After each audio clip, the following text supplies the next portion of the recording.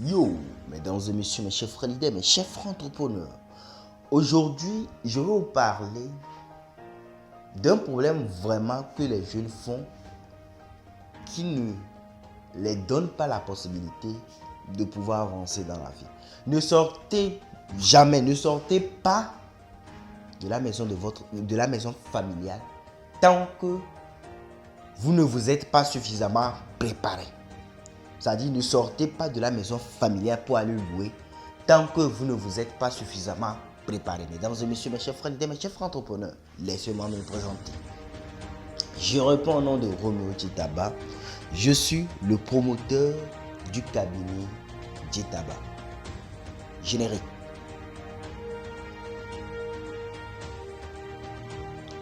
Comme je venais de le dire, mesdames et messieurs, il ne faut pas vous presser pour sortir de la maison familiale tant que vous ne vous êtes pas suffisamment préparé. Pourquoi? Voilà un jeune, il est par exemple en première année, deuxième année, troisième année, ou bien un jeune qui commence à travailler, il commence à gagner des miettes. Ou bien il est en train de faire quelques petits jobs, il commence à gagner des miettes. Il dit que non, lui ne peut, on l'embête à la maison. Que oui, on l'embête à la maison. Ou bien on lui dit, il dit bon, ses parents le grondent trop, que lui il va sortir louer. Vous sortez pour louer, pourquoi? Mon gars, choco choco, même si ce qui se passe là, reste dans la maison familiale, tu fais plus d'économies, tu te prépares suffisamment. Et que lorsque tu auras des sources de revenus adéquates, vous aurez la possibilité de pouvoir sortir. Les gens vont te dire que non, quand tu sors, tu es indépendant, ça te donne la possibilité d'évoluer. Mon gars, reste chez les choses d'abord. Tu te bâtis d'abord avant de dire que tu sors. Utilisez l'argent que vous allez utiliser pour aller par exemple louer pour payer une avance de 6 mois ou bien une avance de 1 an ou 10 mois. Et vous allez commencer à investir ça, capitaliser ça. Investir ça. Vous allez me dire que non, quand on est chez les parents, on ne peut pas, ça ne fait pas bien. Ah, ok. Ici, c'est une question de volonté et de témérité. Ne faites pas l'erreur fatale de vous presser pour sortir de la maison familiale tant que vous n'êtes pas suffisamment préparé. Ça ne marche pas, ça ne marchera pas. Vous allez avoir de graves problèmes.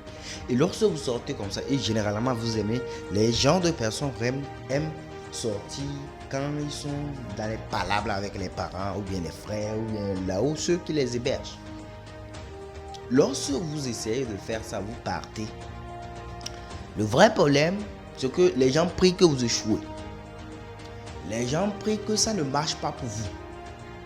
Or, si vous êtes suffisamment préparé, là, vous aurez plus de la facilité pour pouvoir assumer.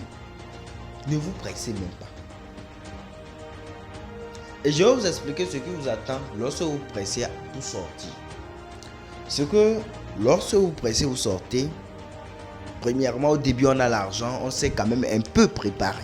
Je dis suffisamment préparé avant de vous lancer. Puisque généralement, quand vous allez vous êtes aussi un peu préparé. Vous allez vous payer votre avance de 10 mois par exemple. Prenons quelqu'un qui paie 10 000 par mois. Il paie 100 000 comme avance. Et il doit brûler quelque chose de 5 mois avant de commencer à payer. Ce que vous devez savoir, c'est les 5 premiers mois là qui sont faciles. C'est-à-dire, quand vous payez, vous mangez, vous marchez, vous faites le malin, vous embêtez les gens. Vous dites, ouais, moi j'ai loué. Voilà, vous dites à vos amis, partout, vous criez. Oui, moi j'ai loué, j'ai loué. Sinon, moi j'ai loué. Maintenant, je suis indépendant. Yeah. Ah bon. Les 5 premiers mois, lorsque les 5, bon, pour certains, les 6 premiers mois, lorsque les 6 premiers mois vont passer, premièrement, 7e mois pour payer, c'est pas un problème. C'est-à-dire, puisque tu t'es quand même un peu préparé pour ça, psychologiquement. 8e mois, voilà, vous allez payer, c'est pas un problème. 9e mois, ça commence. 10e mois, tu paies. Ça, c'est un peu compliqué, tu paies quand même. Voilà. 11e mois, 12e mois, tu fais 1 an. Lorsque tu finis de faire un an, janvier, il y a des mois pas possibles. Janvier, par exemple, va commencer. À la fin du mois de janvier, vous allez dire, au début, quand vous payez, par exemple, il y a certains mois, quand vous payez, par exemple, vous allez payer même 31, vous payez.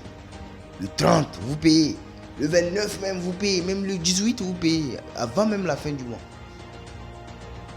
Maintenant, quand ça commence à péter, vous payez le 5, le 2, le 3, le 5. Arrivé à un certain moment, vous payez même le 10.